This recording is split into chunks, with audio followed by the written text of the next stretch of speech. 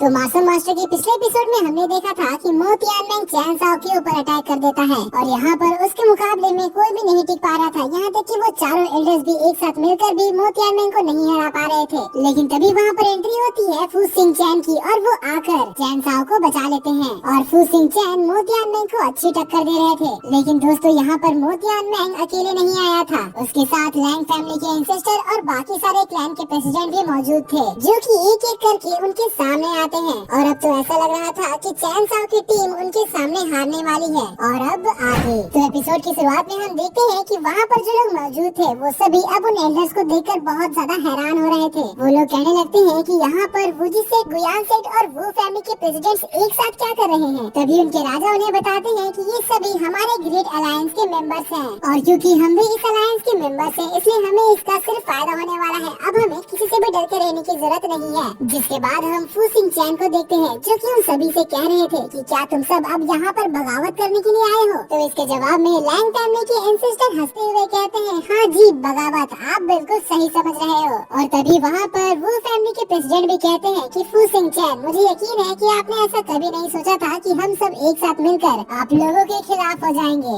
जिसके बाद फिर फू सिंग चैन उनसे पूछते हैं कि अभी ग्रेट ज़ो एम्पायर पर जो फिलहाल में हमला हुआ था तो क्या उसके पीछे भी तुम लोगों का हाथ है। जिसके जवाब में लैंग फैमिली के सिस्टर कहते हैं कि हाँ आपका अंदाजा बिल्कुल सही है। तो इस पर फू सिंग चैन कहते हैं कि क्या तुम्हें इससे भी फर्क नहीं पड़ता कि रॉयल फैमिली के ओल्ड एंसेस्टर इसके बारे में क्या सोचेंगे। अब ये सुनकर लैंग फैमिली के एंसेस्टर हंसने लगते हैं। वो कहते हैं कि आखिर मैं ओल्ड एंसेस्टर लियू ताई की चिंता क्यों करूं, आखिर उनके पास जीने के लिए दिन कितने बचे हैं। और तभी हम देखते हैं कि वहाँ पर लैंग फैमिली के एंसेस्टर के पास मो तियानमेंग आ जाता है। जिसके बाद फिर लैंग फैमिली के एंसेस्टर उससे कहने लगते हैं कि तुम बिल्कुल सही कह रहे थे, हमारे इस ग्रेट प्लान और ग्रेट अलायंस से इस ओल्ड मैन फू सिंग चैन को बहुत ज्यादा प्रॉब्लम हो रहा है। जिस पर मो तियानमेंग उन्हें आइडिया देता है कि क्यों ना हम इस ओल्ड मैन फू सिंग चैन को आज यहीं पर जान से मार दें। अब ये सुनकर लैंग फैमिली के एंसेस्टर बहुत ज्यादा खुश हो जाता है। वो कहता है कि आपका ये आइडिया तो जबरदस्त है और साथ ही वो अनाउंस करता है कि अब मो तियानमेंग हम में से एक है। तो इसके लिए मो तियानमेंग उन्हें थैंक यू कहता है। और फिर अब लैंग फैमिली के एंसेस्टर मो तियानमेंग से कहते हैं कि जल्दी से अब इस बुढ़ऊ का किस्सा खत्म कर दो।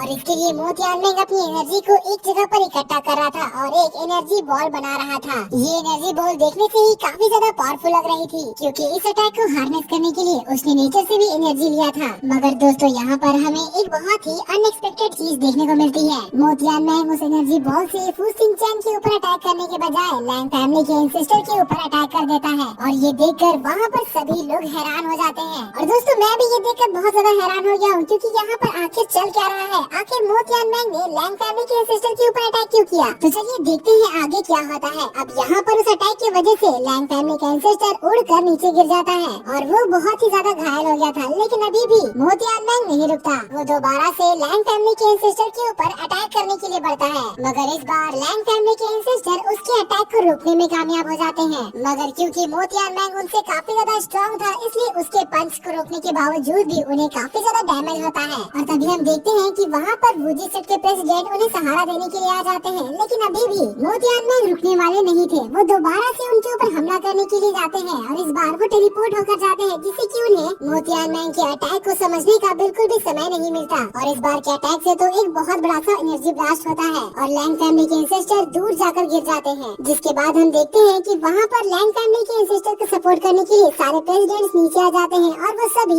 एक साथ मिलकर मो तियानमेंग के ऊपर अटैक कर देते हैं। लेकिन दोस्तों यहाँ पर हम देखते हैं कि मो तियानमेंग अकेले ही उनके सारे अटैक्स को रोकने के लिए एक बैरियर बनाता है और वो बैरियर इतना ज्यादा स्ट्रॉन्ग था कि वो उन सभी के अटैक को बड़े ही आसानी से रोक पा रहा था। और इसके बाद फिर मो तियानमेंग वहाँ से उड़कर फू सिंग चैन के पास आ जाता है और साथ ही वो लोग भी अब ऊपर आ गए थे और पूछने लगते हैं कि यहाँ पर आखिर चल क्या रहा है। जिस पर फू सिंग चैन उन्हें बताते हैं कि मो तियानमेंग का तुम्हें ज्वाइन करने का कोई इरादा नहीं था, ये तो बस हमारे प्लान का एक हिस्सा था। जिसके बाद वो चैन साओ और बाकी सारे एल्डर से कहता है कि अब आपको अपनी पावर सप्रेस करने की जरूरत नहीं है, अब आप लोग अपना कवर हटा सकते हैं। और दोस्तों यहाँ पर हमें पता चलता है कि चैन साओ और बाकी सारे एल्डर्स अब तक नाटक कर रहे थे। यहाँ तक कि चैन साओ और मो तियानमेंग के बीच में जो फाइट हुआ था वो भी एक नाटक था, जिसका मतलब कि अगर चैन साओ चाहता तो मो तियानमेंग को आसानी से हरा सकता था। मगर क्योंकि यहाँ पर वो लोग अपने प्लान के हिसाब से चल रहे थे इसलिए चैन साओ मो तियानमेंग के हाथों मार खाने का नाटक कर रहा था ताकि लैंग फैमिली और बाकी सभी को मो तियानमेंग के ऊपर विश्वास हो जाए। अब यहाँ पर लैंग फैमिली के एंसेस्टर ये देखकर बहुत ज्यादा हैरान हो जाता है कि वो चारों एल्डर अब मास्टर किंग लेवल 7 में ब्रेक थ्रू कर लिए हैं। जिस पर लॉर्ड ज़ो कहते हैं कि वो तो हमें चैन साओ ने एक स्पेशल पिल दिया था जिससे कि हमें अपनी पावर को अच्छे से छिपा सके, वरना तुम्हें पहले ही पता चल जाता कि अब हम सब मास्टर किंग लेवल 7 के कल्टीवेटर हैं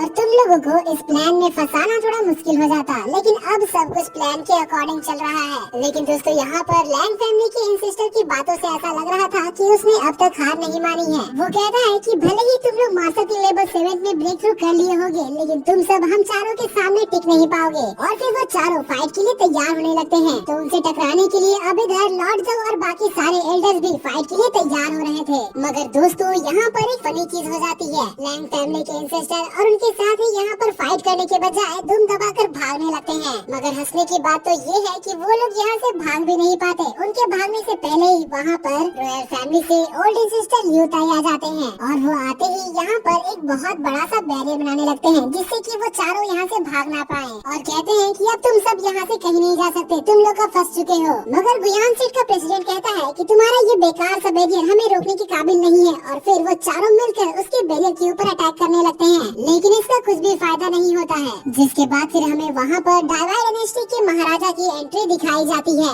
और वो आते ही लैंग फैमिली के एंसेस्टर से कहते हैं कि और बताइए क्या हाल चाल। अब यहाँ पर उनको देखकर लैंग फैमिली के एंसेस्टर की हालत खराब हो जाती है क्योंकि वो अब देख पा रहे थे कि अब महाराजा भी मास्टर किंग लेवल 7 में ब्रेक थ्रू कर चुके हैं। जिसके बाद लियू ताई महाराजा के पास जाते हैं और अब उनको यहाँ पर सही सलामत देखकर लैंग फैमिली के एंसेस्टर बहुत ज्यादा हैरान हो गए थे। जिस पर लियू ताई उससे कहते हैं कि तुम तो यही सोच रहे होगे ना कि ये बुढ़ा तो बहुत ज्यादा बीमार था और मरने वाला था, तो फिर अब तक ये जिंदा कैसे है। और दोस्तों इसी के साथ ये एपिसोड यहाँ पर खत्म होता है। अगर आपको मेरी एक्सप्लेनेशन और ये एपिसोड पसंद आया तो प्लीज वीडियो को लाइक कर दीजिएगा और नीचे कमेंट में बताइए कि क्या आप इसके अगले एपिसोड के ट्रेलर की एक्सप्लेनेशन देखना चाहते हो। और हाँ, जाने से पहले चैनल को सब्सक्राइब करके बेल नोटिफिकेशन को भी ऑन कर लीजिएगा ताकि जैसे इसका नेक्स्ट एपिसोड आए तो आपको सबसे पहले पता चल जाए। तो मिलते हैं आपसे अगली वीडियो में, तब तक के लिए bye bye, be happy, be safe and thanks for watching.